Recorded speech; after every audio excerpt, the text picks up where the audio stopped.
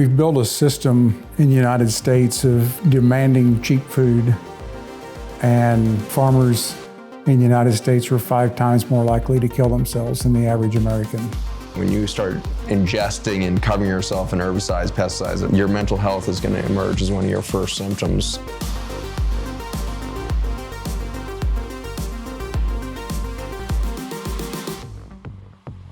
Gail, Alex, Zach. Good to be with you. Great to be with you. We're in a cabin, top of a mountain. Just the right place to be. Nailed it. Okay, this is an exciting conversation in a different kind of format, which I think will be interesting. So, Alex, I went home last night. I had a late drive. I had this in my hand. This is your new book, Ordinary Soil. And I stayed up and read a good chunk of it, and I got to just say that the writing is absolutely exquisite and sublime. Well done. I know how hard the gestation process of something like this is difficult. You have a lot of different voices in your ear, so you've acquitted yourself marvelously, so well done. And I thought would be an interesting place to start is if you could kind of summarize the opening section of this book, which is quite harrowing, right, and I think is reflective of something that we'll get into in this conversation. Right. So we find ourselves, when we start this story, with a farmer in his truck, and he's attempting suicide because he's, as that you learn in the book, a series of things really generationally has built up. And so I think maybe I thought I'd just read like a couple sentences to give you an idea of where this farmer is at. 2 chins too many. Lifeless eyes weighted by sandbags filled with worry. Pale, loose cheeks, hollowed by pills, increased by bourbon. A ghost of himself. He touched his nose to the cheek of his sleeping wife a moment longer tonight as he tucked the top sheet around her shoulders and whispered a hopeful goodbye. The money would help her more than he ever could. He'd made sure of that, foregoing farm maintenance these last few months to pay the life insurance premiums. The policy was tucked into the laundry pile, along with a letter to her and the wheat subsidy claim. So we learn as the chapter unfolds kind of what's gotten him to this place in the short term. And then in the final blissful detachment of no past and no future, a muted present tense washes over him. His spine turns to rubber as his head nods to the right, and there in the half-breath before the truck hits the tree, he sees what has truly driven him to this opiate-addled madness.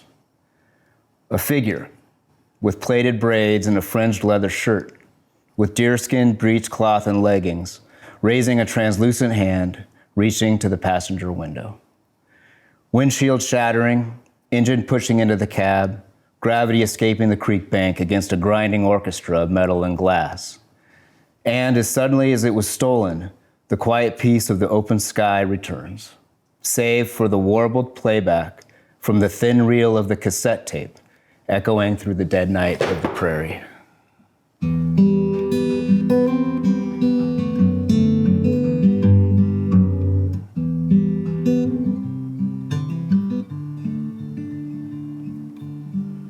You see this hole? I dug it deep with these 2 hands. Black as coal, like forever sleep. I hope you understand. I'm just a working man, tired of fighting the land. I'm gonna let these bones turn to oil in this ordinary soil.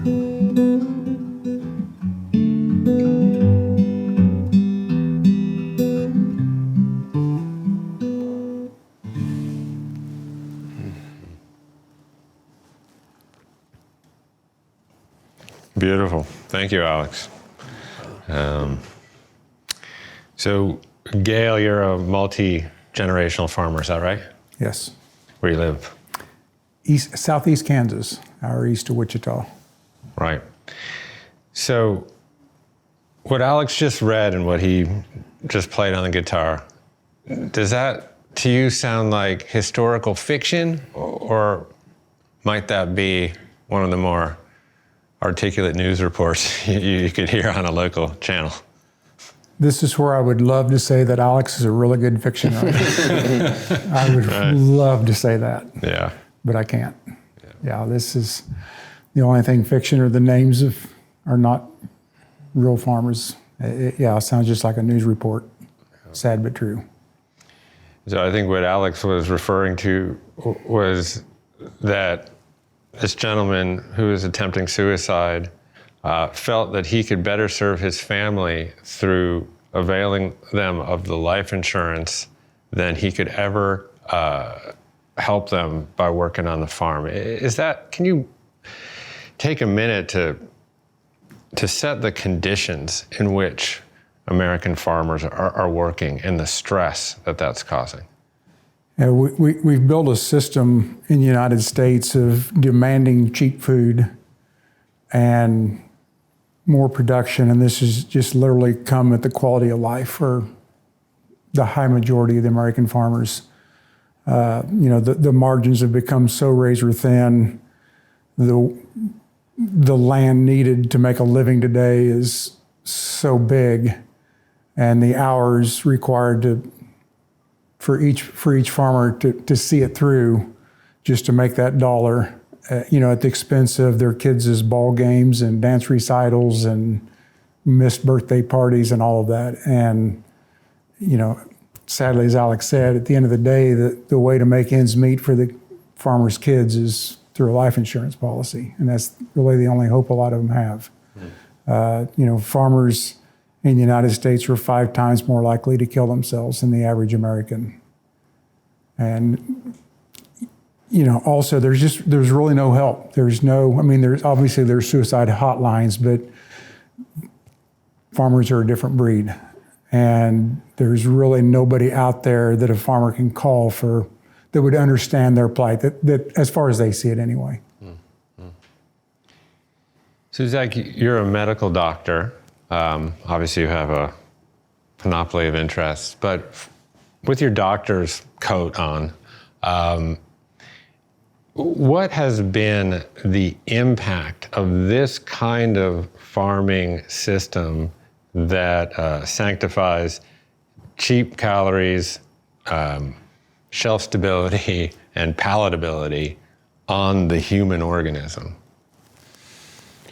I mean, the detrimental impact on human health is still unknown, in the sense that the devastation in human health that we've seen so far is actually the top of the iceberg above the water right now. And we've unleashed something much greater than a nuclear bomb in the human genomics and the human biology that we literally will not see come to its full fruition of devastation until about generation 4 or 5 that are giving birth to the children that will have the genetic record of those previous 4 generations. And so the way in which injury starts to appear in any species, but in that human genetic sequence, it begins as an epigenetic pattern of injury where the environment starts to code the stress of the environment onto the individual.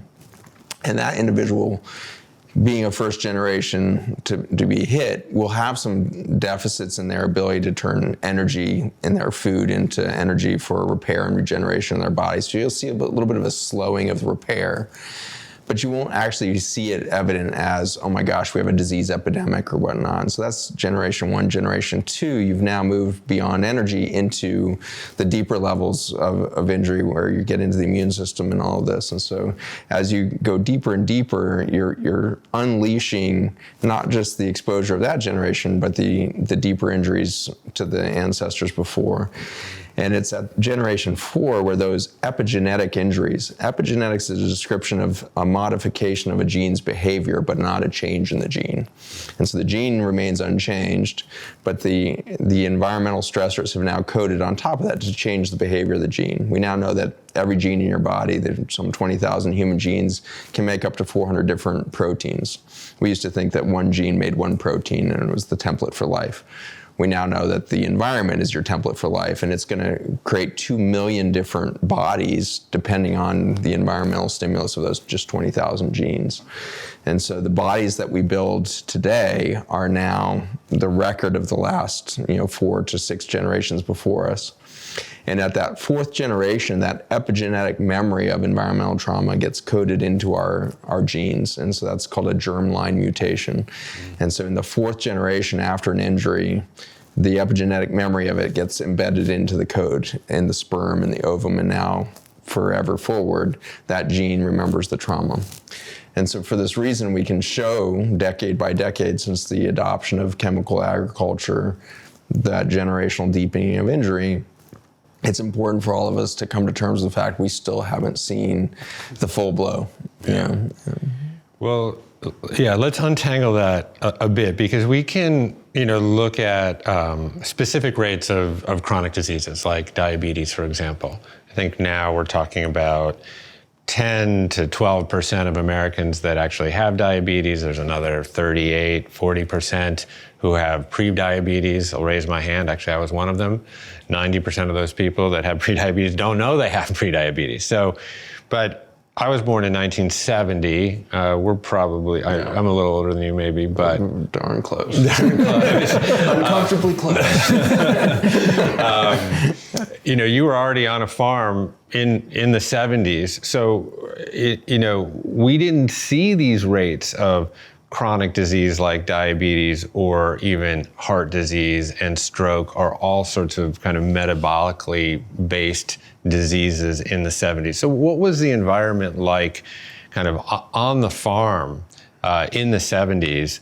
And then, Zach, maybe you can overlay a little bit about the just general health profile of Americans around that time. And we can kind of trace some of these trends through the last 50 years of food production and human health. So I'm a little older than both of you by almost a decade, born in 62. So yeah, I was 8 when the 70s came around. I grew up on, I'm sure would be deemed a pretty typical Kansas family farm in the 70s. By today's standards, fairly small, but at the time it was a medium-sized farm. We had, I think it was 7 different crops in our rotation. Our main enterprise was a breeding hog operation, but we also had some cattle on the farm. We had chickens for our own, our own consumption, and gardens, things like that. Heavy tillage, no-till really wasn't a thing yet. So like most farms, a lot of tillage, but very little chemical use. We couldn't have been certified organic, but we really weren't using many chemicals. In fact, I can remember as a kid standing in the shed while my dad and grandpa were unloading 50-pound bags of fertilizer. Today you're buying fertilizer by the semi-load, and we're unloaded some 50-pound bags. And I can remember the discussion about, does this work? Will this work? It wasn't our first time they'd been using it, but it was still that new to us that, those are the discussions. And by the end of the 70s, obviously, we'd been told to become specialists, go big or go home. And the farm grew immensely from 1970 to 1980 as we fell into the mantra. And by the end of the decade, herbicide use was much more common. Fertilizer use, we were putting nitrogen fertilizer on all of our grain crops, or not grain crops, but corn, wheat, milo, soybean crops, obviously not. But so there were some pretty major changes in the 70s. But we were all healthy. And I can actually remember a family moving in across the road from us that weren't farmers, but had a couple of kids a little younger than us, and one of them had allergies. And we were just mind-boggled that allergic to, how can you be allergic? What's that? We didn't even know what it meant. They had to explain to us that he was allergic to dust and to dog hair. And, today that's just a common occurrence, but back then it was odd. Mm-hmm. Yeah, I think the timing of the 70s is interesting in that the chemical revolution really started in the late 50s, early 60s as the Green Revolution, and it really started in the fertilizers rather than the herbicides and pesticides. The concept of NPK fertilizer, as it's been called, which is nitrogen, phosphorus, and potassium, was a reductionist approach to nutrients, right? And so you look at that entire periodic chart of over 90 nutrients on that known to be the backbone of life on Earth, and we picked 3 and said this is enough to grow food in, and proved that you could turn dead soil into something that could produce green plants with those 3 nutrients. And so that was all the evidence we needed, was like, okay, 3 nutrients, that's cheap, we know that we can get that all out of fossil fuel and all this. And so we started pulling that NPK fertilizer. And it took us 3 decades, really, from the 1950s to the 1970s to start to uncover that deeper issue, is that if you force life to happen without the full suite of nutrients available, you develop weakness in the biology, and that then manifests as a poor immune system. And you pointed out a kiddo, the first kiddo to have allergies to the air he breathed, was starting to be seen in those 1970s.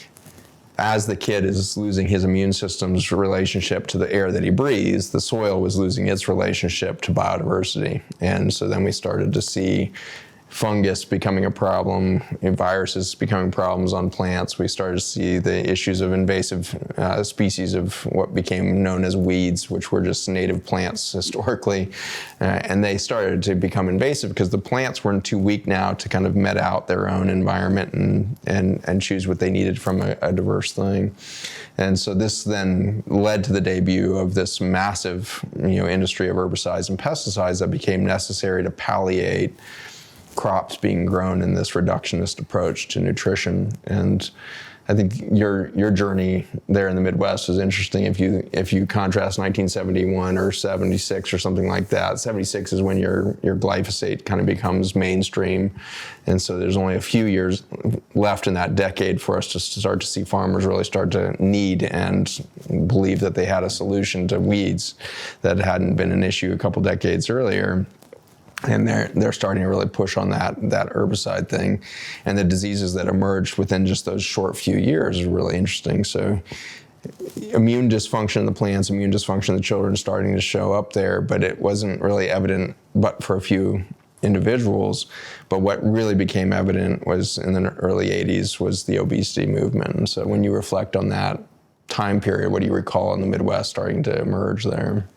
Yeah, and one last thing on the 70s, I think the end of World War II was really timely in this movement, as we had now had 75 years of plowing the prairie, and our organic matter had been depleted to the point that before that we really didn't need the nitrogen because we had it naturally in the soil. And so by the 60s and 70s we'd played the soil out. So that's where we started seeing the responses. And as we moved into the late 70s and the early 80s, once we'd started becoming dependent on commercial fertilizer, nitrogen, starting to use a little bit of phosphorus now, and obviously the first person that eats was the weeds. They love the nitrogen fertilizers. So, as we continued to feed the commercial fertilizer, the weeds start to take over, and so the answer obviously was chemical herbicides. And so we started, and for us, it wasn't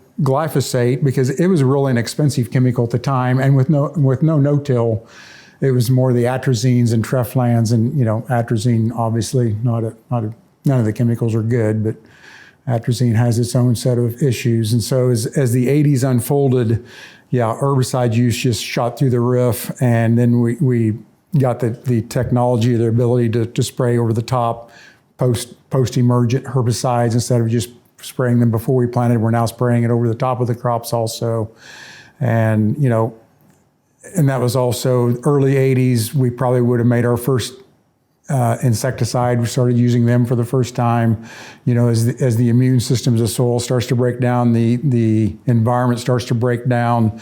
As we're wiping out weeds more readily, that's home for insects, good and bad. And so, now we've got the need for insecticides also. And it just really, in the 80s, starts to snowball. I think it's a really good, not good. It's a very indicative tipping point here, because as I'm sitting here listening to these guys, like that book that you have, like it's based on the stories from these guys, right? And so I'm sitting here listening to this, and it's all really coming full circle. It's quite a trip. But as Gail was speaking, I think that this offers a door into the mental health side of things, because I think the late 70s, early 80s seemed to be, from all the research I did, quite a tipping point, because he referred to Earl Butz and the whole like go big or get out kind of thing, right? And this massive expansion, which a lot of farmers tried to do. They borrowed, really high debt loans to buy land, and then they end up defaulting, they end up losing their farm. And in the book, at least, the main character's dad, he attempts suicide also, because he's in that place. That's the first sign that I really saw when I was doing the research of where documented, at least, mental health issues really started popping up, with depression and really deep anxiety in farmers. And it seems like it's happening in concert with the biology that Zach's talking about, So to me, like, this opens that window into how farmers are actually living, and the decisions they're making and how it's impacting them and their family. Like, it's a very human interest thing at that point, The concept of ground zero is very real there, obviously, when you think about the farmer being out in the field spraying these herbicides and pesticides for the first time in generations, and so you're breathing it and you're drenched in it, literally. Like, when I first started lecturing on farms, maybe 6 or 7 years ago, in the Midwest, after my talks, people would come up in long lines to ask questions about their family's health and everything else. And over again, I heard, the statement, I don't breathe this stuff. I am drenched in this stuff by the end of the day. My clothes are drenched in those chemicals. Is it possible that my child's brain defect that he was born with is because I was drenched in this when I conceived my son, And, it's such a grim reality when you're put on the front lines of warfare, no matter if that's a foreign war against humans or a local war against weeds. When you are given a chemical warfare toolbox, the veteran always takes the brunt of that mental health piece, right? And so the PTSD of your warrior coming out of World War II became the PTSD of the farmers of the 1950s and 60s, because that chemical warfare was given to the farmer that had been, up until, during Vietnam, was really reserved for chemical warfare against Cambodian, jungles. Then became, the chemical warfare against weeds of the Midwest farmer in the 1960s and 70s. So that transition of war plays out in such a grim way when you're at ground zero of this kind of nuclear bomb on biodiversity. And at the time, maybe in our defense, if you can put that concept together, we had no idea that the human body was reliant on a microbiome. We just thought human was against everything. We thought bacteria were enemies, viruses were enemies. We just thought it was all bad. And a healthy human body must be a sterile human body. The advent of antibiotics in World War II really hammered that home of like, oh my gosh, now people can recover from all kinds of diseases because of antibiotics. Well, the herbicides and pesticides that start getting sprayed broadly function as antibiotics. They kill bacteria, fungi, earthworms, just about anything you spray on it. But the disaster there, like you're saying, is the biology is leading this phenomenon of suicide that starts emerging in the 1980s. Is that the tiny little bacteria in the body don't actually live in the gut, they live inside of each of our cells. Every single human cell has about 200 mitochondria inside of it. And mitochondria are tiny little bacteria that specialize the ability to take long carbon chains into energy.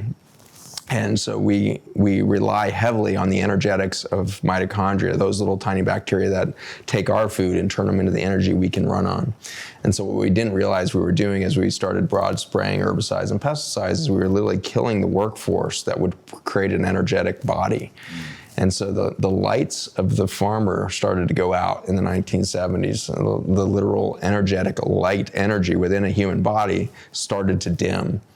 And the most energy demanding cells in the body are your ones responsible for food metabolism, so it's like the liver and the brain. And the brain has 2,000 mitochondria per human neuron. And so when you start ingesting and covering yourself in herbicides, pesticides that are functioning antibiotic, you start to kill that workforce. Your mental health is going to emerge as one of your first symptoms, which will go right alongside obesity. And that's exactly what happened. So by 1980, you start to hear the new president, Reagan, and the first lady declaring by, I think in 1983 or something, a war against obesity. And so that was not something that needed to be talked about in 1973. Right. It didn't exist. So a new war was declared against obesity in the 1980s, not realizing it was our war that had started the obesity epidemic, really. It was our war against nature. And so that obesity and the mental health, I think, are necessary in that. And then as the decades unfold, you see the other organ systems getting involved. I think it's interesting. There's just emerging research now in a number of highly stringent books that are looking at neurodegenerative diseases and dementia now really as metabolic diseases, essentially brain energy deficits. And part of that is insulin resistance in the brain because of the amount of the kinds of crops that we're creating. But the other side of that, of course, is mitochondrial dysfunction at the neuron level for the related to the use of glyphosate and other pesticides. I thought there was something incredibly moving. I've heard you speak about this a couple of times. I think you went to a talk, Gail, about glyphosate, where glyphosate was framed as an antibiotic to you for the first time. And that kind of aha moment that you had around it, but also sort of the guilt and the shame around it. Can you maybe untangle that a little?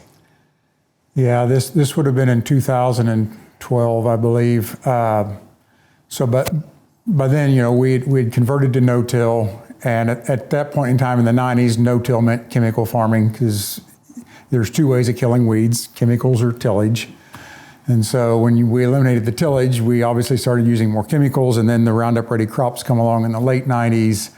And I was an early adopter of no-till and the first farmer in Kansas to plant cover crops. So I'm using more glyphosate than anybody because we're using it as a burn down. We're using it over the top on soybeans and then on corn. And so I also became the first farmer to having resistant weeds. And as we're starting to figure that out, it's also about the same time we started hearing these little murmurs about there could be some problems with some of these pesticides and glyphosate may not be good. And so, of course, the first thing I did is went to my team, which all told me those were just California tree-hugging idiot hippies that shouldn't be talking with their mouth full. Sorry, guys. Well, we are in the trees right now. There we are. Yeah. And so, I believed it because it was my team. But at the same time, because of my cover cropping and doing some things at the forefront of the movement, I'm starting to get asked to speak at some conferences. And so I'm running into some other rogue farmers and run into rogue scientists or two that have been kicked out of the system or left the system and start to hear some other stories. And I was at a conference in Nebraska one day, and a snowstorm had hit the night before, and my mentor, Dr. Jill Clapperton, was speaking at the conference, and she walks in the room the next morning, and there's 7 of us in the room.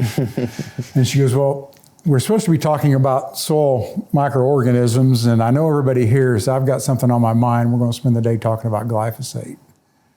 And this is my mentor. Wow. It was a long ride home from Nebraska. Yeah, I bet. And so I got home and I started researching, and a friend of mine, we just started looking for anything we could find, and we run across Dr. Don Huber's work online. And in the beginning, we just couldn't, we just kept thinking, this guy's got an axe to grind. You cannot have this much stuff and nobody knows about it. But we kept thinking, if a little bit of what he's talking about is true, this isn't good. And I was listening to a particular interview he did one night online, and I'd listened to this thing 4 or 5 times. And between me being ADHD and him throwing so much information out, it's just hard to soak it all in. But I knew there was something in this interview that I wasn't hearing. And the 5th or 6th time I listened to it, I heard him say glyphosate's an antibiotic. Mm-hmm. And it was 11 o'clock at night. I'm sitting at the dining room table. It was tough. I mean, Two things hit me instantly. I mean, first of all, I'm on this soil health movement, and I finally am understanding that there's life in the soil and life in the gut, and they're connected. And, it didn't take a rocket scientist to understand that if I'm trying to grow earthworms and arbuscular mycorrhizal fungi and bacteria, I shouldn't be spraying with an antibiotic 3 times a year. But it was also that my team was lying to me, either knowingly or not. And that really hurt almost as bad as the antibiotic part. And I didn't sleep for 2 nights. I called my kids the next morning and apologized for everything I'd ever done to them. And we quit using glyphosate cold turkey, which from a financial and agronomy point of view probably wasn't the smartest decision in the world. But I just couldn't use it anymore. And unfortunately, my replacement was paraquat, which really isn't a whole lot better, if any. But yeah, that was certainly probably the biggest moment in my journey of where we are today was that night and finding out that it's an antibiotic. It's giving me goosebumps with 2012 because I had left the university in 2010, and in 2012 we started undercover in our laboratory the glyphosate story. So that's so bizarre that our stories have overlapped that closely. I didn't realize that at all. That's daunting, but it was almost the same experience for me when it was my chief science officer in my lab. He's John Gilday he's an incredible PhD in cell biology out of Johns Hopkins, and he and I worked very closely at the University of Virginia on some of my cancer research. I had been developing chemotherapy and was really steeped in the mechanisms of how cancer happens. And we were playing by a very old school mentality, which has continued to taught in medical schools today, which is cancer is the result of genetic injury and blah, blah, blah, blah, blah, blah. But in that last part of the 2000 decade, there was all these murmurs from California scientists saying, it's a screw up in the microbiome that's the harbinger of cancer, not genetic injury. And we would literally sit around lab meetings on the West Coast or on the East Coast. They're laughing about it. It's like that flies in the face of so much good science, blah, blah, blah. There's no way. And then 2012, I started my own little tiny basic science laboratory, and John started, weighing in on the science of glyphosate. And the very first time we watched a gut membrane blow apart underneath just a tiny bit of glyphosate was that same kind of moment where your Don Huber moment of like, if it's this damaging, how could it possibly have not been realized or covered up for this long? Because it's instantaneous. Like, it wasn't like, I think something's happening. It literally blows apart the membrane. Like, it's just so dramatic. And what you do know, and as a cancer researcher, is that an isolated cell always becomes cancer. And glyphosate has a very unique function in all those herbicides and pesticides to cut all of the connections between the cells. And so it cuts the tight junctions, gap junctions, and all that, and leaves cells isolated. So to see that happen in 30 seconds, I had been taught that cancer takes like 17 to 20 years of constant genetic injury that's unrepairing before you get a cancer. I was watching cancer cells happen in 5 minutes, and so it was just too much to handle for that brain that day. But like it happened to you, is you can't unsee it, and it leads to a whole bunch of new questions. And for the last 13 years that we've been chasing those questions of like, what if that's true, then what's true? And the beautiful story that really emerges is how fast we heal. So for the severity of the injury, of the chemicals, the speed at which the microbiome is capable of recovering that injury is super humbling. And I think that that's what we're seeing in your journey as well, is that as soon as every decision you made to get the antibiotic out of the farm led to immediate changes in the soil. So give us a little bit of perspective on the faith leap of saying we're going cold turkey on an herbicide. What was the journey from there? Well, I'll back up a little bit. So by the late 90s, when the Roundup Ready technology came out, I'd mentioned in the early 70s, we were growing 7 different crops. By the late 90s, I was growing Roundup Ready corn and Roundup Ready soybeans by the year 2000. Just 2 crops at that 2 crops, yeah, both Roundup Ready. Can you just explain what Roundup Ready means just for a second? Sure. So soybean was the first crop that was genetically modified. So Roundup or glyphosate is a herbicide that is a lot different than all the other herbicides in that it literally killed everything it touched. Where most herbicides would kill grasses or they would kill broadleaves or something along those lines. But glyphosate was a miracle drug, really, what we thought of when we used it, because it certainly made our lives easier. So then soybeans were genetically modified so that you could spray glyphosate on them and it wouldn't kill the soybean. It would kill everything else in the field. So it's wonderful. And then they genetically modified corn, and now there's a lot of things that are modified to where the seed's been modified where the plant can take glyphosate without being killed. Yeah. And what did that do to your optionality around your own inputs? Were you then bound to be acquiring those seeds year over year, kind of outside of your own seed depot? Yeah, the big thing that came along with that was that Monsanto patented the seed, and so we could no longer save seed. Seed saving wasn't an everyday practice with soybeans, but most farmers saved them at least once every 2 to 3 years, and would reap, and then would start over like in year 3 or year 4 and buy some new seed. But after the technology came out, seeds all became patented pretty shortly. And so now we're not allowed to save any seed. Of course, it's patented. So and then with that came a technology fee, which at the time was, if I remember, is like a 40%.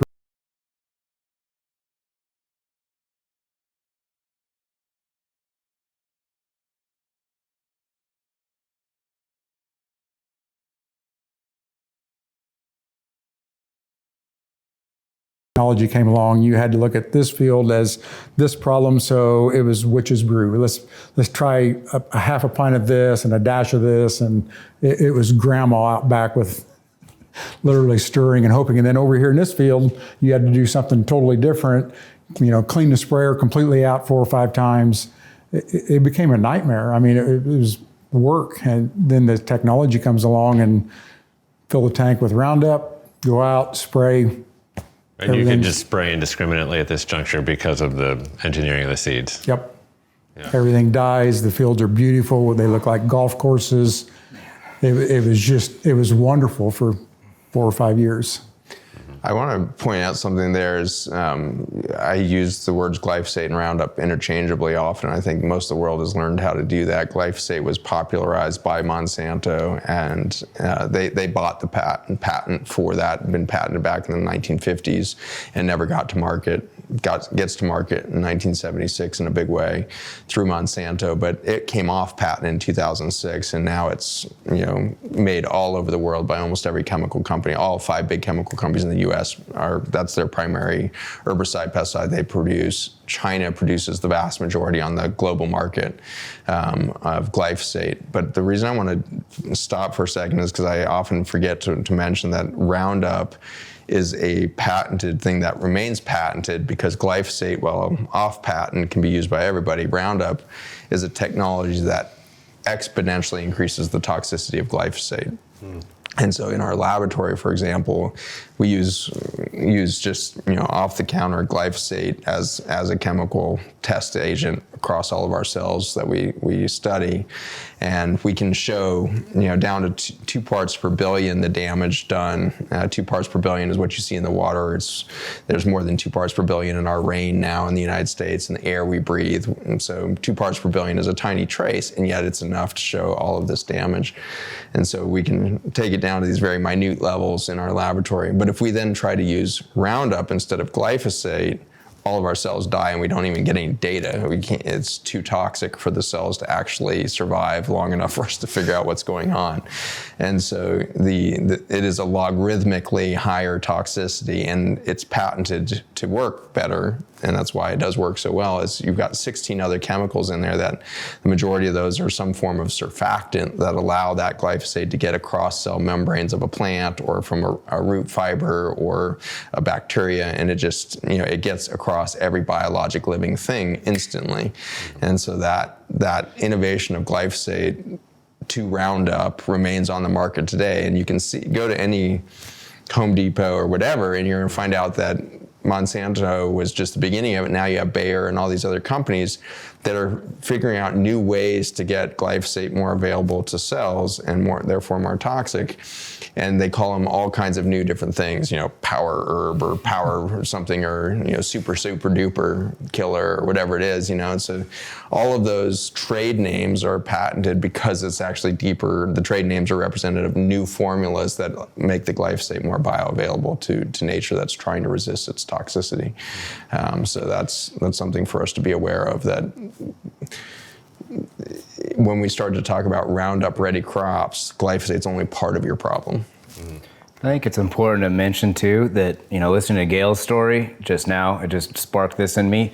Like, these guys and women in the moment are doing the best they can with what they have, right? And what they know and what they've been told. And this goes back to what you were talking about earlier about not, all this information's out there. It's just, why haven't we, identified it and put it, into practice in terms of the toxicity of Roundup and glyphosate. Gail was doing what he had to do, and there was nobody telling him, hey, this, before 2012 when you used to do the real started turning, there's nobody telling you don't do this. You got your team, like you said, saying, this is our direction, this is what we're doing. It's just what you did. It's so easy to have some hindsight and look back 2020 and be like, oh my God, how could they do this? It's just, you don't know. And all this information, I wrote something in the story because of this. It's all out there, like Zach's basically character goes to Texas A&M and goes through these National Institutes of Health studies that are all older, and they're all there. Mm-hmm. It's just a matter of reaching that critical mass where we can start putting some things into play. And now Gail's got a whole different farming system going on, He's one guy, we need a lot of them, and so I just think it's important to note that, like, through history, generally, the farmers have been doing the best they can with what they know, Now, they might know a little different, There's a nuance there that's super important that you're hitting on there, is the farmers doing what they know. And I would say if they did that, we'd be in good shape. The farmer is doing what they are taught. Okay, right, fair enough. Which is different than what they know. Fair enough. And it only takes one generation of being taught something new that sounds good to forget what you knew. Right. And what you know is what you experience. And that's how farming has worked for 100,000 years, is how to farm because for 40 generations, your family's been doing this mechanism of crop rotation, biodiversification of inputs and outputs and the whole thing. And there's this ancestral memory that comes through in your book really well. There's an ancestral memory that is in the knowing. Mm-hmm. And I think that's what I get excited about when I'm at Gail's farm now, is you get to see farmers from all over the country coming together, reminding each other of what they know. Great point. And deprogramming the education. And I would say that's the same problem with the medical doctor, is we are educated and therefore discouraged from learning. The process of learning is experiential. The process of education is programming. And so we need to transition to an experiential learning system for physicians and farmers and every other trade out there, because we have been duped by an education system that is controlled by industries that have simple solutions to look convenient, to make it look shiny, to make it look, profitable. And in all that education, we are unprogrammed from our own knowing. Right. And along those lines, not only were we not told we were doing it wrong, we were told we were doing it right. We were giving pats on the back. And, in the 70s, Monsanto and the land-grant universities would hold up a glass of glyphosate and say, this is safe enough to drink. None of them would ever take a drink of it, but they would continue. Right. And today, in 2023, most of the land-grant universities will still argue that glyphosate is safe and it's benign. There's a really dark thing that just came to mind with that, is that it's over in India recently, found out that the huge suicide rates that are blowing up in India since we've signed NAFTA. When Clinton signed NAFTA, it put subsidized U.S. grains and other commodity crops in competition with the global marketplace. And so tariffs came down, which meant that farmers all over the world were suddenly competing against crop prices that were cheaper than it cost them to grow the food in the first place. So not only was it impossible to make money, they were automatically losing money. So in that first few months after NAFTA was signed, it was estimated that 50,000 farmers committed suicide just in South America and Central America alone. But over in India, the crazy thing, just playing off of what you were just saying, is that here's the chemical company saying it's safe to drink. The primary cause of death and suicide in India is drinking glyphosate. What? Wow. They just go and drink it off the shelf because it's the only toxin they've got in the household, and they don't have a gun to shoot themselves in the head, and so they're drinking the very thing that we said was safe for them.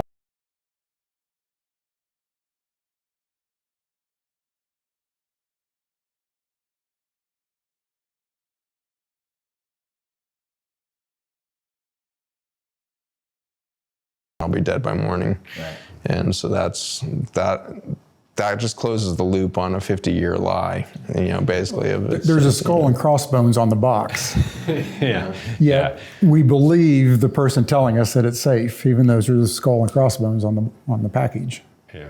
So we know, but because we're desperate, we'll listen to the salesperson. And So there you are at the turn of the millennia, and you've now reduced to 2 crops. You're mass applying glyphosate. You're producing corn and soy, right? Mm-hmm. Where's that corn and soy going? Who's eating it? And is it actually a who, or is it cows and cars? Cows and cars. Yep. Most of us going to cows and cars, 2 things that weren't designed to, or certainly in the case of cows, not designed to digest it to begin with.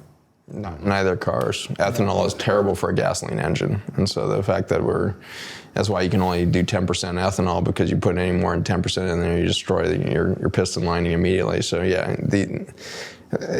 alcohol is the original glyphosate in some ways.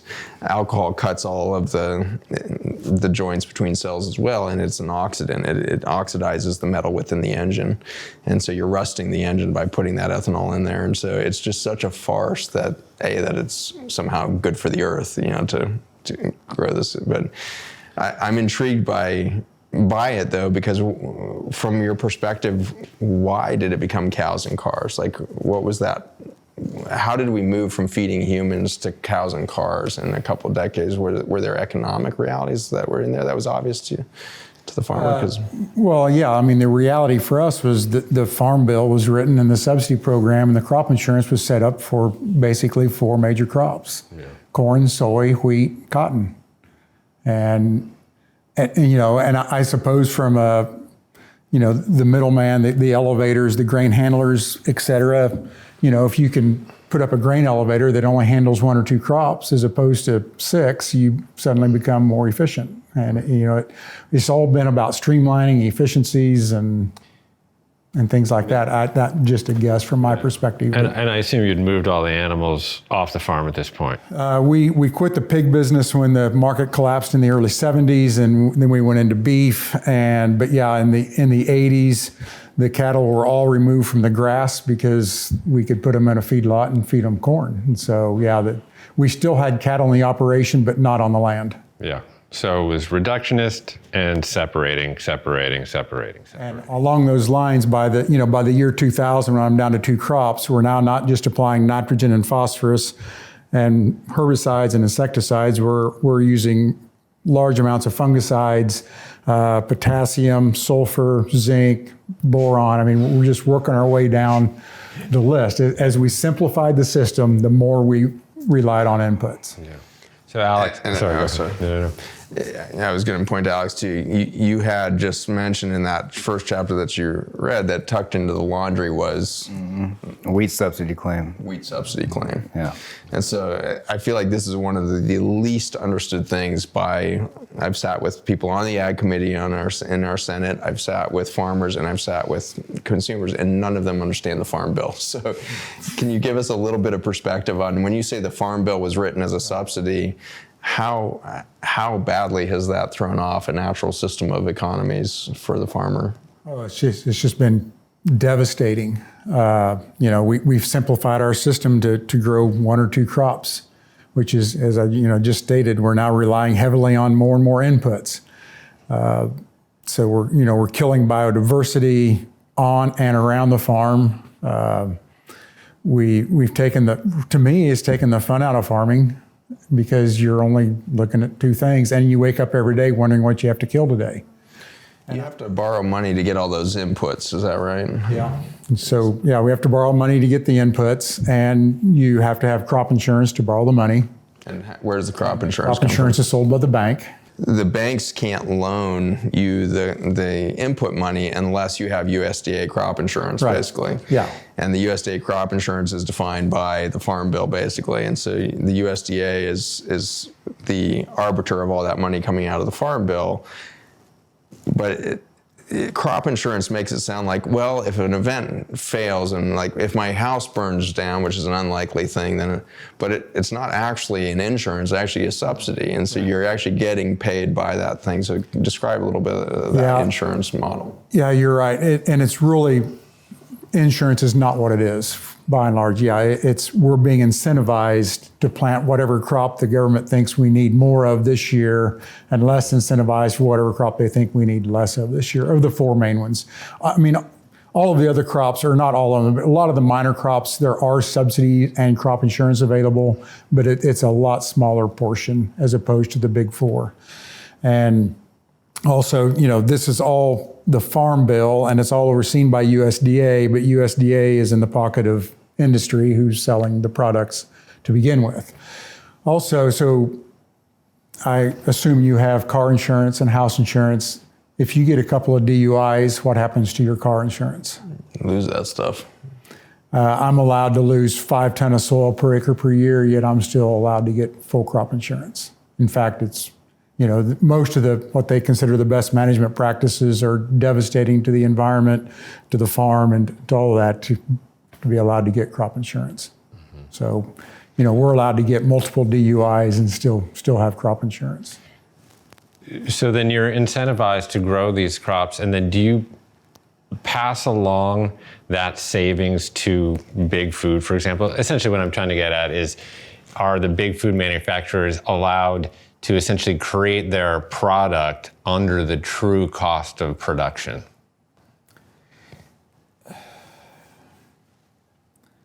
So the money that we get off of the subsidies, by and large, just goes back into the system. And obviously when times get really rough in agriculture, there's usually some kind of an extra program that comes out. For example, during the Trump administration, we had the big payoff because of the trade war with China that went on for a while. In the 80s, we had the PIC program that come out, and the CRP program when farms are really failing at scale. And what we've seen, anytime there's any of these really extra large programs come out, the following year the price of inputs is somehow mysteriously gone up. Rent goes up, land costs go up. I mean, farmers have a horrible history of putting dollars in their pocket. That money gets cycled back into the system really rapidly. Yeah. So Alex, you as a sort of cultural interpreter and storyteller of this saga, I mean, as you researched for your book, what was happening to the actually underlying the substrate of the culture of the farmer? And maybe you guys can both talk about this between kind of in the 70s, where there seemed to be a lot of success and conviviality within the farming community, and then here you're in the year 2000, you're in the aughts, and you're essentially monoculture, monocropping, heavily reliant on inputs, scale, margins are getting squeezed, so you need greater scale and greater volume. What's that doing to the culture of farming? You know, it's interesting. When Zach was speaking a second ago about cancer, and you know, a cell that's isolated is going to become cancerous, right? The same thing seemed to happen in my research when I was going between, you know, especially post World War II and now. It really, we go back to the Earl Butz thing again. It really started with, in my view at least, when smaller farms started coming to getting bought out, even by farmers, not like corporations, even individual farmers buying out their neighbors, right? Automatically, that reduces, you know, the social aspect by half, right? You got one family farming a bigger plot. That's oversimplifying it, but you see what I mean.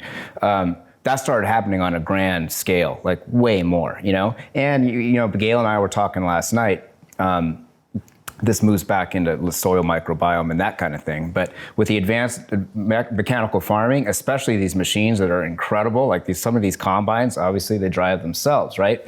It's isolationist by nature. You're sitting in this cab, right? And it's doing everything for you. You know, you're not communicating with anybody, right? And so, those are two very, you know, simple examples of like the isolationism that you start to see happen in humans, right? And everybody, you know, we see it now with our devices and everything. Everybody kind of turns inward, but I really noticed it like in the research I was doing post World War II. You know, a big part of it, like I said, was these smaller farms just became big. I mean, it's that simple. You know, it goes from 6 different families farming like a, you know, 4 mile square area to 1. Automatically, you know, it kicks out a bunch of the social interaction, you know. Mm-hmm. And the last really like convivial, and this is actually quite appropriate, story that I heard timeline wise when like farmers were all together, was the story that it's in the book, but a friend told me who lived it about, you know, the Monsanto events, right, at the community center or at the Masonic Lodge, right? Like that's when the last time that these guys were seen to me to really be together, right? And they were there because some rep had showed up and been like, okay, you know what, we got something better than 2,4-D. We're gonna, you know, this is gonna change everything. It's safer. So these guys, you know, Gail knows, you go to this thing, you get all you can eat tenderloin, you got door prizes, you know. My buddy got his first LP album as a door prize, and he was in. He's like, yeah, Monsanto, let's go, right? So these events, which ended up, you know, leading to even more isolation, ironically, were the last things that I could kind of find where farmers came together. And it's kind of a very sad irony, right? It was like everybody's coming together thinking they're onto something new. It ends up being something entirely different. So that's what I noticed in the social strata, at least. It's like post-World War II is when it really started. But when Monsanto and Roundup got involved, it was game on as far as the isolation part. The collapse can't even really be fathomed by anybody who hasn't driven through the Midwest recently. Right. Like when we started filming the film for Farmer's Footprint, which took us into Gail's world, we drove, it was 1,700 miles, I think. It was from the headwaters of the Mississippi River up in Minnesota all the way to the mouth of the Mississippi down in New Orleans. And that 2-week journey took us through innumerable small towns in the Midwest, through a dozen different states. And to the last one, there is no retail left. All things are boarded up. There's no restaurants left. All is boarded up. The last two things that were closing consistently and left were one bar, which were literally getting boarded up as we went by, and the U.S. mail post office were being boarded up. And so it's you can't really overstate the ghost towns that have now emerged from the middle of this country. And now that I'm doing a lot of work in Africa, rural Africa, I'm telling them that what you guys have here has disappeared in the United States. We have no communities left. We only have big business trying to survive. And a country cannot survive with a rotten core, just as the tree cannot either. And I really, if I could wave a wand to really transform the United States as a nation, I would force every homemaker to take a 5-day drive through the Midwest and ask the question, is this what we're going to survive on? And can we all participate in a reinvigoration of community? And that's what it's going to take, is decentralization and resocialization of humans. Yeah. There's this more and more research coming out on the downstream impacts of social isolation and loneliness. I think there's a study I saw come out of BYU where as a risk determinant for all-cause mortality, social isolation and loneliness was equivalent to smoking 15 cigarettes a day or being an alcoholic, and a greater risk than being obese.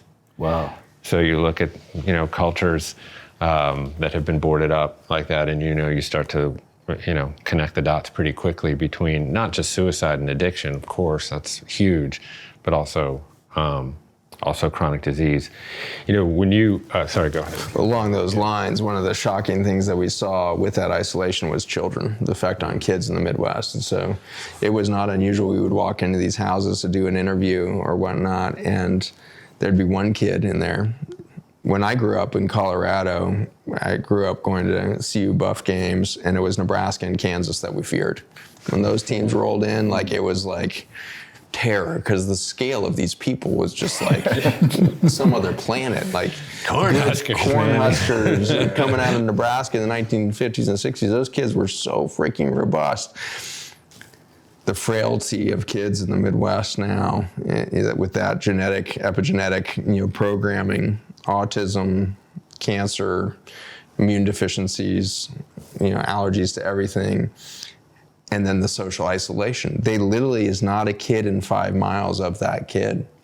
And all summer long, when they're finally out of school, the family keeps them locked in the trailer because they can't go outside, because the spraying and aerial spraying and truck spraying going on around them keeps them from being able to breathe.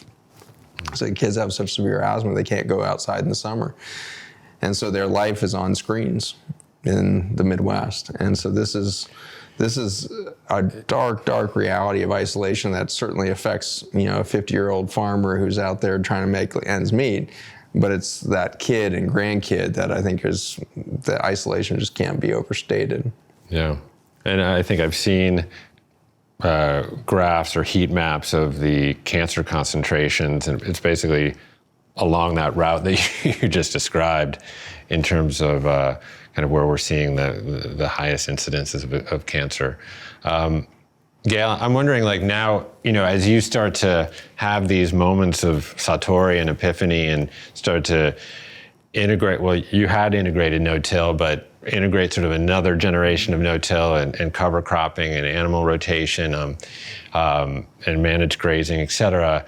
What's going on in what's happening with the land, but also what's happening kind of culturally, with other farmers? I mean, are you like the weirdo hippie out there as you start to integrate some of these practices? He wears flip-flops now. Yeah, I see that. That's about it. I'm in California with a bunch of tree-hugging hippies, aren't I? So, by 2000, we're 100 plus years into plowing the prairie now, down to 2 crops. And, I mentioned the inputs that we're now just, so the farm went from diversity and inputs and did this in my lifetime. And so starting in the early 2000s, and it was actually 2002, 2003, when I was 40 years old, that I finally learned that soil was alive. It was supposed to be alive. It obviously wasn't. You know, I had never been taught anything other than soil was a medium to put a seed in, and the soil was just there to kind of hold the plant in place while we added whatever we needed to try to keep it alive long enough to harvest something. And so I went on this sharp learning curve in the early 2000s, started learning about, the soil microbiome, and the cover crops really clicked. And that's also when I first learned that carbon wasn't just something in a pencil. That was my only knowledge of carbon at that time, and really went on this big kick of feeding carbon to the soil. And that the first aha moment there is we brought wheat back into the rotation. And up until that point, the cover crops were kind of clicky for me. I'd heard them talked about, but I really wasn't making them work. And outside of just being fun to look at, we really weren't seeing any positive effects until we saw that first wheat crop, and the whole farm just turned like that, or that field did. And that's when I realized it wasn't about the wheat, it wasn't about the chemicals or the fertilizers, any of that. It was literally about the carbon in that wheat that I was getting into that soil. And so we just did a 180 right then, and within 10 years we had a 5-year rotation, and we had about 13 or 14 different crops we were plugging in and out of that rotation. And soybeans went from every other year in the rotation to once every 5 years. And it wasn't even soybeans, it was the non-carbon crop, whether it might be sunflowers or mung beans, but only 1 year out of 5 we was putting in a low carbon crop in that system. And the more I fed the system, the hungrier it got. It was just literally became a beast that you almost couldn't feed once you brought it to life. And that's why we had to take soybeans almost out, because they weren't feeding anything to the system. At the same time as we brought more diversity into the system, crop-wise, we just went back like that. And the inputs just collapsed. And so soil test we did in the late 90s, 98, 99, I was farming 3,200 acres, and our soil organic matter across the board was somewhere between 1.7 and 2.2%, which probably when my great-great-grandfathers first plowed the prairie was probably somewhere between 7 and 10+%. So by 2006, 2007, we've got everything back above 3%. By 2010, we're 5 to 7% organic matter, and we have one plot that's over 10%. Wow. So that number is amazing, because that's not even thought to be possible, right? Oh, so if you go to an agronomist and say, what's the maximum carbon content you have soil, they'll tell you maybe 2 or 3 or 4. Yeah. But 10% is heresy. That's amazing. That's awesome. Yeah, I started trying to dig into it, or, what we were and what I should be shooting for, and I couldn't even get anybody to tell me 10%. But the rogue farmers and scientists told me we were probably above 10%. When the buffalo left. What are sort of the knock-on impacts or the downstream impacts of being able to fix that carbon? Like what's happening in the soil and then subsequently in the plant? So I made my first attempt at no-till in the 80s. We failed miserably, and in 94 we went back and started again. And there was a handful of farmers doing no-till at the time, and they told me within 3 years the earthworms would return. And basically my life would never have another bad day, literally. That the rains would fall gently, the sun would shine. Consistently. And they were right. In 3 years, we could take a spade out, and if we dug 10 or 15 times, we could find an earthworm. But we were still eroding soil rapidly, and the system was dead. But by 2006, 7, 8, we're digging earthworms in every spadeful of soil. We did PLFA test, I think in 2009 or 10, and that's a photolipid fatty acid test that actually counts the microbes in the soil. And we compared my best farm ground to some unbroke native prairie that was about 2 miles away, and we had higher counts than the prairie did. Probably one of the biggest changes that was a little scary for a farmer to take was the insects that just, we had every insect in Kansas, I think, showed up on our farm. And as a farmer, we're trained to kill these things. But I also knew that ladybugs are supposed to be good things. I just, we were never trained any of this. I knew they were good. It goes back to what you know and what you've been taught.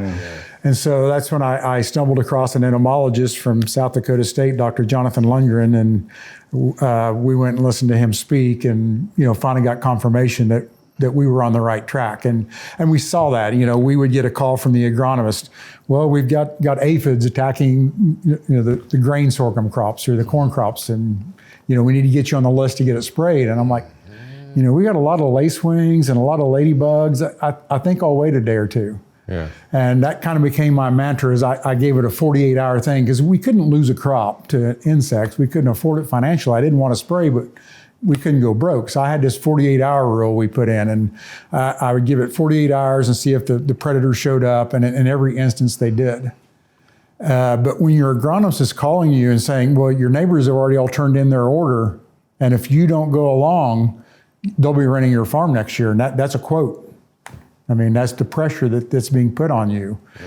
But never once did I fall for that. Once I got it figured out. In the beginning, obviously I did. But once life started coming back to the farm and we started feeding the system, I mean, we realized Mother Nature's there to help if we just get out of the way and let her. Yeah. And, our infiltration rates, which is how fast our soil can soak in water. And this could be important in California, maybe. You think? We didn't measure that. All we did was baseline soil test in the 90s to see how much nitrogen we needed to buy. But by talking with NRCS and other soil officials on our farm with our organic matter the way it was in the late 90s, our infiltration rates would have been around a ½ inch an hour. By 2010, our worst soil was 6 inches an hour. And in 2018, we were infiltrating the first inch of rainfall in 9 seconds and the second inch in 20 seconds. Wow. So when you have that very low integration rates and the soil's that desiccated, when it does rain, what's happening there?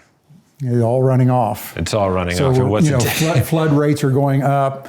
That's how we have a dead zone in the Gulf of Mexico now, because not only when that soil is leaving, it's taking with it our fertility and our chemicals and things like that. So it's actually running off and taking the chemicals with it. Yeah.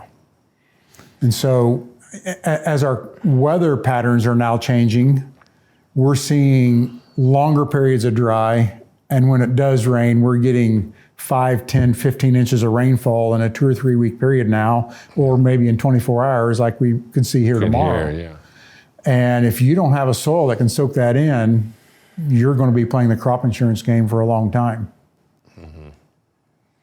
So then as you begin to instill and reify all these techniques and practices on the land, what was happening in the greater farmer community around you? Were you seen as sort of an outcast, or I'm just kind of trying to dig into that cultural element there. The isolation went from bad to completely isolated.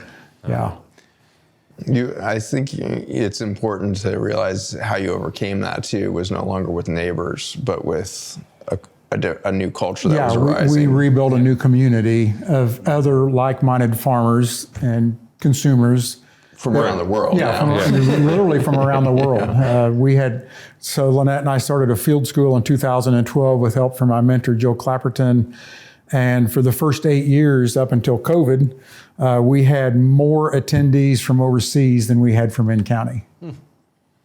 So we built a new community, and it was fascinating because it really bridged a lot of gaps. And when you're talking to farmers from South Africa and Indiana and New York that aren't growing corn or soy or any of those things, the information shared and the ability that we could adapt and change. Because, if I got 5 farmers telling me, well, I tried this and it didn't work, it just speeds the process, obviously.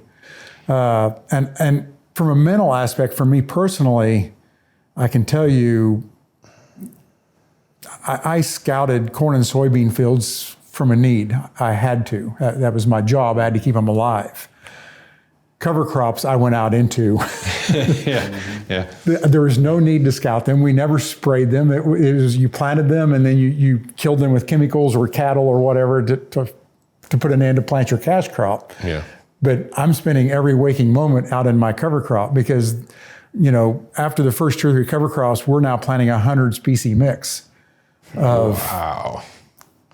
Name it. We're throwing in vegetables. We're throwing in vines and broadleafs and grasses. And after we met Dr. Lundgren, it was, our realization of needing insects is, well, not all insects like one plant. So, we're trying as much diversity as possible, and you just want to go out there and lay down. Soak it in. There's a huge lesson there. Like we talk about regeneration and renewal and that kind of stuff, right? But like what he's doing, we sort of talked about this last night. He's not fighting against Monsanto or Bayer or all these. He's not doing that. He's fighting for something rather than against. He's fighting for. He's creating this new, as you just kind of directed him toward, this new culture and a new community. And all these people that, you can connect with now that are, it's more almost a global thing. It's creating something new, right? Instead of fighting an old paradigm and like saying how something's wrong and he's busy out there in the field, like creating something new. That's incredibly powerful. I think like putting our energy into that can yield such incredible results. And I think that's why it's great that, Gail's here talking with us, because he's kind of a living embodiment of that, You guys all talked about the isolationism and how it grew from post-World War to modern time. And as the community died and the farmers got big and the isolationism got worse, somewhere in that time frame of the 80s and the 90s, we went from talking to other farmers to we would still talk to them, but you never told them what your crops yielded. You never told them what you were using. That all became secret because there was such a competition for land. Right. You couldn't give away any secret. But in the new community that we've built that's global, any farmer that's doing this will tell you every little secret. Yeah, that's every incredible. single one. Right. And all these guys, my community around me that has kicked me out, that I'm now isolated from, any one of them today that would come to me and ask for help, I'm going to tell them every secret, because I can't, what is needed on this planet today has to happen at such a scale that I can't keep this information in. I can do a lot of good on my little farm, and I can bring in a lot of insects, and I can bring in more wildlife and all of this stuff.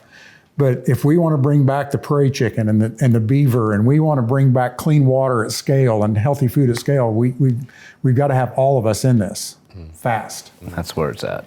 Yeah.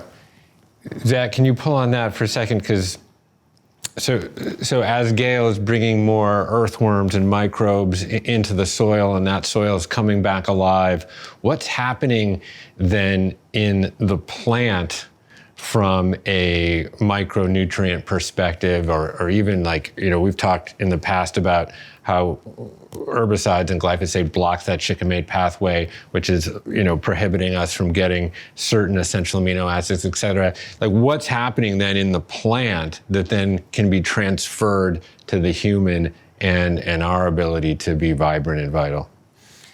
It's basically a journey of shifting out of a scarcity mentality into an abundance mentality. And so that as we went reductionist on the farm and said you can only have nitrogen or maybe nitrogen phosphorus or maybe nitrogen phosphorus potassium, the plant actually had to just become the plant, because every last scrap of nutrient was being immediately utilized in a starving plant, basically. And for that, there was a loss of community. And at the plant level, what community looks like is basically a mycorrhizae. If you've ever thrown a shovel in soil, it's the spider-webby weird stuff in there that is the mycorrhizae. And the mycorrhizae are a weird structure that is not actually a species in and of itself. It's actually a co-creation between a root and the mycelial network of the fungi within the soil system. And they co-create mycorrhizae. And mycorrhizae is the way in which sharing happens between the plants. And so when you go to something like a 15, let alone 100 species cover crop, what you're doing, you're creating so much nutrient diversity. You're moving from this reductionist approach back to biodiversity. You're now doing nature's code. Nature's code is adaptation, biodiversity. Biodiversity's purpose is to create more adaptation quicker. The adaptation is to create more biodiversity. So it's this feedback loop between adaptation and biodiversity. When you break that, then scarcity happens. When you reconnect that, abundance happens. And we now know that there's many plants that thrive best in soils that don't have the nutrients that are even that plant most needs. Instead, they are fed by other species that know that plant needs this. And so it's this beautiful gifting economy that happens within the plant world.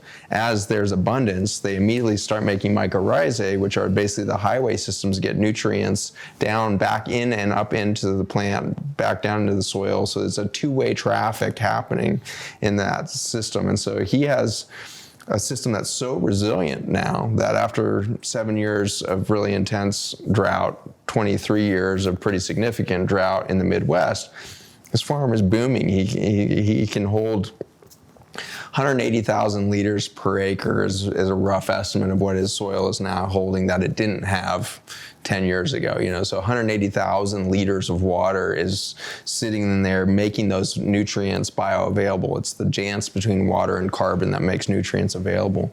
And so he's feeding carbon, he's holding water, he's creating biodiversity, and so he's become the hands of nature itself. And when you become the hands of nature, you get to witness abundance happen. And he said something cool, which is, I just want to be out in my cover crop and lay down. Yeah. Every farmer, including I would suspect Gail, was too busy to even think about laying down when they were chemical farming. And so there's something beautiful that happens as the plants become abundant, as you become part of that abundance. And the gifting economy includes you as the farmer. And if you read, something like, The Call of the Reed Warbler is one of my favorite books in this thing, and Australian, family losing the farm through chemical agriculture like you're hearing now. And it's this call of a bird that's left in one little pond in the corner of this guy's world that wakes him up to his crisis one morning. He's walking across the field and hears the call of this bird. And it reconnects him to his deep knowingness. It sparks that epigenetic memory of like, I grew up hearing that bird and I haven't heard it for years. And it was one reed warbler standing on top of a reed in the middle of a distant pond. And he realized that in his lifetime, he had seen the disappearance of biodiversity, and that was his beginning journey back into becoming the hands of nature and really back into this gifting economy. And what you described is so perfect, is that immediately leads not to just the behavior between the plants making mycorrhizae so they can share with the mycelium that can then share with distant plants. The farmers themselves are exhibiting the same behaviors. They're making connections and then sharing information. And so what you guys are witnessing at one of your farm events is the exact same thing at a fractal level from what's happening in the mycorrhizae. Your farm school is creating that mycorrhizal mycelial kind of network of information sharing that has broken down in the other farmers who will not share information for the scarcity that they feel. And so the mental health crisis that we see is an exact symptom or projection of what's happened in the soil. Breakdown of information and sharing at the soil, breakdown of information and sharing at the human level, because ultimately we're just a natural organism that carries ecosystem within us. The more ecosystem you hold, the more intelligence you have as a species. We now know that the human colon is the most complex ecosystem on the planet. The human colon in its anatomy holds more biodiversity per cubic centimeter than anything else. Jungles, rainforests, the coral reefs, nothing compares to a human colon. And we're now starting to realize, my God, this is what unleashes intelligence, is when a single neurologic system has access to that much information. Yeah. That's what makes you intelligent. Mm.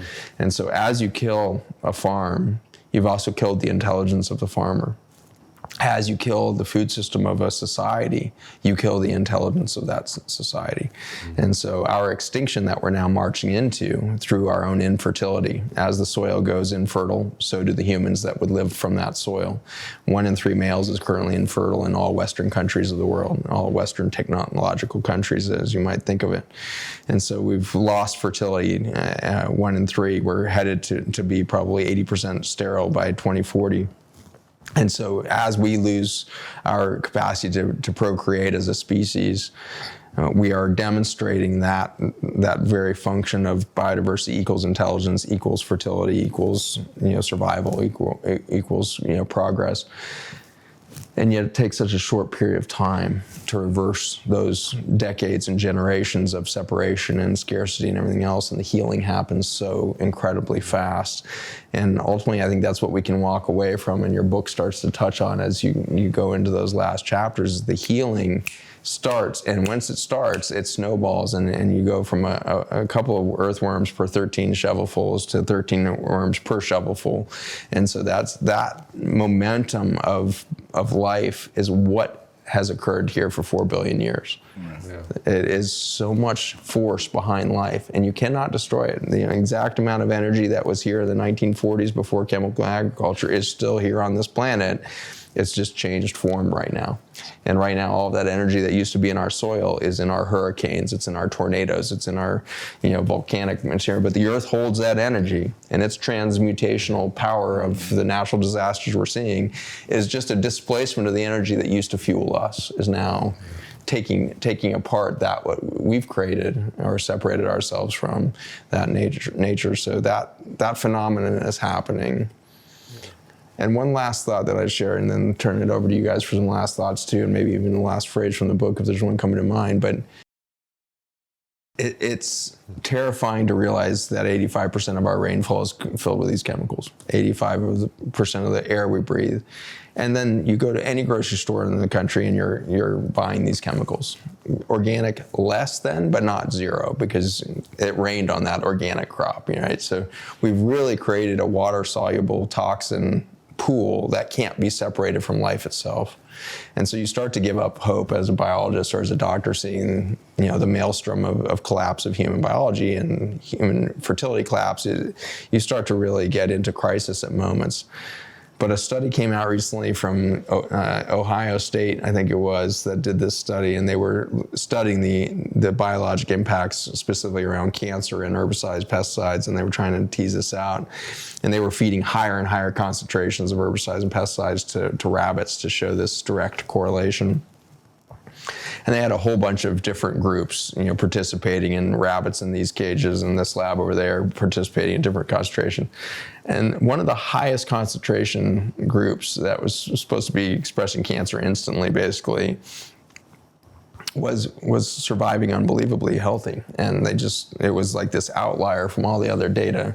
Finally, the study wraps up, and none of the rabbits in that damn pool of high herbicide pesticides were dying. They went and, even during the study, and analyzed, like, what are we doing? Is there something being done right? Made sure the chemicals were in there. Finally, at the end of the study, somebody thought to interview the technicians in the lab as to what was going on. It turned out there was a technician in there that loved rabbits. And before he would feed the rabbits, he would pet each rabbit and tell him how much he loved them and how beautiful they are and how sexy they are as rabbits and just how amazing you are. Super sexy rabbits. And there was just like this energetic imprint on the animal kept them completely immune from the effects of this high chemical substrate. And so as we ask that question, is it too late? Which is what a lot of, now you're hearing a lot of international whistleblowers like, we can't stop climate change, we're all gonna go extinct, blah, blah, blah. And I think the answer lies right there, unless we start loving each other, unless we start telling each other how beautiful we are. Because the moment we do, we will become so resilient to this toxic stew we've created that we will survive to play in this new intelligence that will emerge on the planet post-extinction. Extinctions are great for ecology. It always gets better. It always gets smarter. It always gets more beautiful. His farm is more beautiful for the stress that it had for all those decades before. He's hitting levels of earthworms higher than the prairie nearby. Mm-hmm. So he's created something more vibrant than nature had imagined before for the stress. Mm-hmm. And so the 1-2 punch there is the stress is good for us. It's going to create something beautiful, and the love and the nurture can overcome all the toxicity that we've created to date. And so those are the promise I think that we hold right now, is that when we talk about a regenerative movement, it's not about low till, no spray, and this thing. Like, everybody's rushing around trying to create, I think there's 270 new certifications that farmers can get. 270 coming down the pike, and now there's a Regen Organic certification that you can get from that Patagonia and Rodale worked hard on to get out, and that it'll be in service, and that consumers will have more information. But we need to remind each other all the time that no certification is going to heal this land. Mm-hmm. It's going to be the community of the soil, and that soil community is going to be the community that would then share the food out of that land, and coming back together and doing it. And when we start to love each other, that revolution will be so complete and so instantaneous that all of your Davos scientists can't even comprehend how fast this thing is going to change. It looks like it's impossible until somebody decides to love something, and we have the opportunity to participate in that equation. That's so beautiful, Zach. I mean, there is this whole emerging field study of sociogenomics, really, which is just us being here together is actually influencing the expression of our genes. And it's, you know, Alex, I want to maybe just end with you because, you know, there's a light bulb moment that came on for me when I was reading The Overstory. I don't know if that book. Yeah. Fantastic. And there's a fictionalized account of a woman.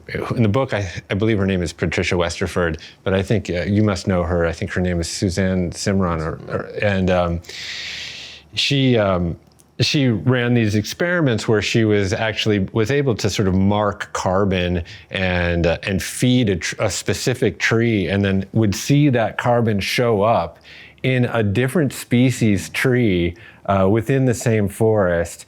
And, you know, to me, you know, I always sort of understood about nature and its mutual interdependence, but to actually feel it within the context of story, it bent the arc essentially of my life. Mm-hmm. And so, you know, there are bright, glistening stars of hope right now. And I wonder just what do you feel is the role kind of the story and of the storyteller in this time to take, you know, the amazing things that Gail has accomplished on his farm and socialize that and democratize that as wide as possible? What's the role of the storyteller in it? Well, I think that the story gets, it does two things. It's top level and it's basic level. And by that, I mean, when I give you this book, for example, right? There's a lot going on in there. The messages aren't hitting you over the head. It's more about characters and plot and how these people are moving through the world. But all this stuff we've talked about is in there. The word epigenetic memory, that isn't in there, right? but there is a native ancestor who keeps coming back, and in a rather terrorizing form to remind the family and warn the family of what's coming, right? So the power of the story is to take epigenetic memory and turn it into a ghost, right? And so we're getting the same message as a reader that Zach is putting out into the world. But for a lot of people, it'll be more palatable, right? That's the whole idea. It's like we want to get these messages and these stories from Zach and from Gail to people who might really need to hear them, but might be the least likely to hear them, right? They're not going to be watching this podcast or listening to it, right? These are the folks that aren't going to lectures. They're not going to seminars. They're not Googling around looking for this, right?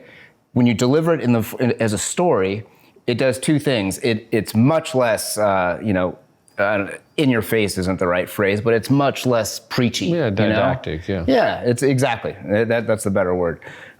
So not only that, but people, you just kind of alluded to it. We all put our own imprint on a story when we're reading it, right? That's the beauty of it. Right. That's the whole point. The whole point is that when you're reading a book, you're putting your own story in there, right? It's hard to do in a podcast or in a lecture or something. It's hard for people to identify themselves in that. Yeah. But it's not hard to do it in a story. And that's why I wanted to do this. You know, I mean, I met Zach on a tiny little island in Fiji, and I didn't know him from Adam. I certainly didn't know he was this brilliant guy, right? But as soon as I'm not sure. Well, now, you know, it does remain to be seen. Maybe brilliant's not the word. But anyway, once I started, I got home and I looked up this Zach Bush guy, I realized that he was, not your average bear in terms of what he was bringing to the world. And I felt like his message and Gail's, because of Zach, was something that needed to be heard on a level, like I just said, folks that might not be even open to the message. It's not going to be something where they're reading a book and just getting hit over the head with these, theories and that kind of thing. It was more creating something where people could see themselves in the story. That's the whole idea, Yeah, that's exactly it. I think, before you press send, it's your story. The second you press send, it's a million people's story. And they begin to see their own story in it. And that is a huge catalyst for change. And so this is the book, Ordinary Soil. You wrote it, but you guys, you wrote part of it too. And Gail, obviously you are the central inspiration for it. And I'm just very grateful to sit here with you guys and be part of this this journey to bend the arc of history. So thank you guys. Thanks for having us. Yeah. Glad to be with you. Hey, thanks for watching. If you like this interview from the Commune podcast, then click subscribe and check out this video right here.